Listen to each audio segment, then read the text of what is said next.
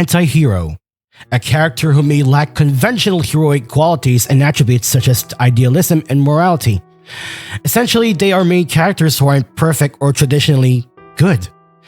They may do bad or questionable things, but we still root for them because they have a good reason or a painful past that makes us understand their actions. Good examples include Walter White of Breaking Bad and Tony Soprano of The Sopranos. In the Philippines, common examples include Jose Rizal's Simon from El Filibusterismo, and Mario and Daniel from the 2013 film On the Job.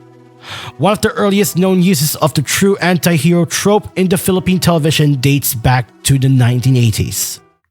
What I'm talking about is the 1987 teledrama AGILA.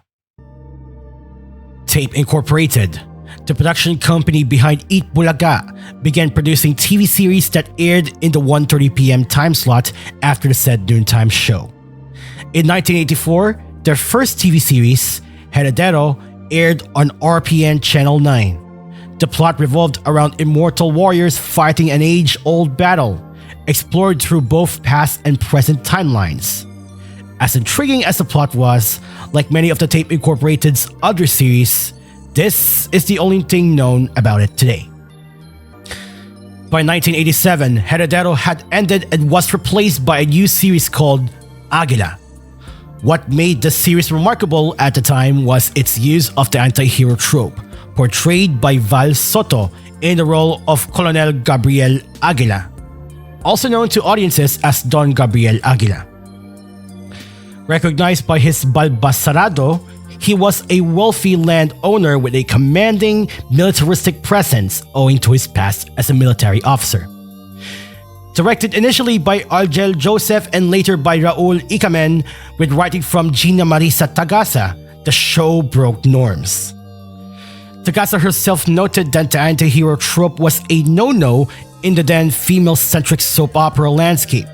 However, producer Antonio Tuviera greenlit the project, treating it as an experimental series. It quickly gained popularity among Filipino soap audiences, especially among male viewers. Originally intended to end in 1990, the series was extended until 1992, with Tagasa returning as a writer. The theme song was sung by Vic Soto, but is currently considered lost. The version circulating on YouTube, which is Joey Ayala's Agila, is false and not the original song. The show's intro was said to be quite long. Some jokingly claim it took up a large portion of the series' airtime. Eyewitnesses recall sequences featuring Tora Tora planes and a statue of an eagle. Well, I'm saying this now, the series remains lost. While it was truly ahead of its time, there is no clear plot or synopsis available. But what we know today is pieced together from scattered and often confusing accounts by multiple eyewitnesses. Colonel Gabriel Aguila, as previously mentioned, was a wealthy hacendero and former military officer with a strongman persona. If you think about it, he is the Tony Soprano of the Philippine TV. He was shown fighting rebel insurgents, depicted in a Rambo-esque fashion. The rebels, reportedly from the NPA or the New People's Army, were led by characters named Ka Engsho and Ka Roger. The actors who portrayed them remain unknown. Their motivation to fight Aguila was rooted in claims that his land had been wrongfully acquired. Tom Olivar played Sator, Aguila's right-hand man, notable for always having a toothpick and holster strap. Kasi nagkaroon ako ng TV series na kinagiliwan ng tao na umabot kami ng 6 na taon. Kung hindi mo pa siguro inabot yon o inabot na ito ng mga magulang ninyo, yung Agila, pagkatapos pala ng Itbulaga, Agila. Val Soto, tapos ang inyong likod si Tom Olivar bilang Satur, yung lagi naka-toothpick. Sabi nga nila, pag binali ni Satur yung toothpick, ibig sabihin niya may papatayin niya. Yan. Gabriel's mother, Doña Maula Aguila, served as the family matriarch. In addition to the rebel conflict, Aguila faced numerous family struggles, primarily involving his 3 wives. His first wife, Esther Morena, played by Helen Vela, was Aguila's first wife. They had a son, Bobet, played by Kempi De Leon. Esther had a second husband named Lauro Abadilla, played by Roy Alvarez. After Helen Vela's real-life passing in 1992, her character was also written off due to heart disease. In the story, Aguila took custody of Bobet and Doña Maura vowed to protect him and his half-siblings. Esther had a subplot involving her allegedly being wrongfully imprisoned. A fellow inmate, possibly played by Odette Khan, had a violent feud with her, culminating in a prison riot in which Esther dramatically flashed a fork. His second wife, Olivia, played by Laami Enriquez and later by Vivian Foz, was Aguila's second wife. They had a daughter, Nina, played by Abel Cadosio.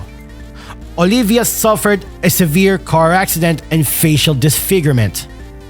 She underwent plastic surgery abroad and returned under a new identity, played by Vivian Foz, intent on reclaiming her daughter and exacting revenge on Aguila for allegedly abandoning and deceiving her. There's a subplot involving Bobet and a blind girl who later discovers Bobet is her long-lost brother. It is speculated this girl could be Nina, though this remains unclear. And his third wife, Li Weng, played by Aurora Sevilla, was Aguila's third wife and a former rebel. She was kidnapped by the NPA in a later arc. Aguila allegedly raped her, resulting in a son named Junjun or Gabriel Aguila Jr., played by R.R. Herrera. Aguila was said to physically discipline Junjun with a belt. Gabriel's bodyguard Rod, played by Roger Aquino, and his wife Mimosa, played by Ana Feliciano, helped raise Junjun. Mimosa became pregnant at one point, but it's said that Gabriel caused her miscarriage for reasons unknown. Aguila is considered an anti-hero due to his morally dubious actions. His land may have been wrongfully obtained, and he inflicted physical and emotional abuse on those close to him. Allegedly, it is implied that all his children were conceived through rape, especially in the case of Li Weng. Other cast members included Jose Manalo as Aguila's gardener and a comedic character in the household, Bing Davao as Abo, Mary Tagasa as Lola Belen, Dodos de la Cruz as Nonong, a carinderia or kambingan owner.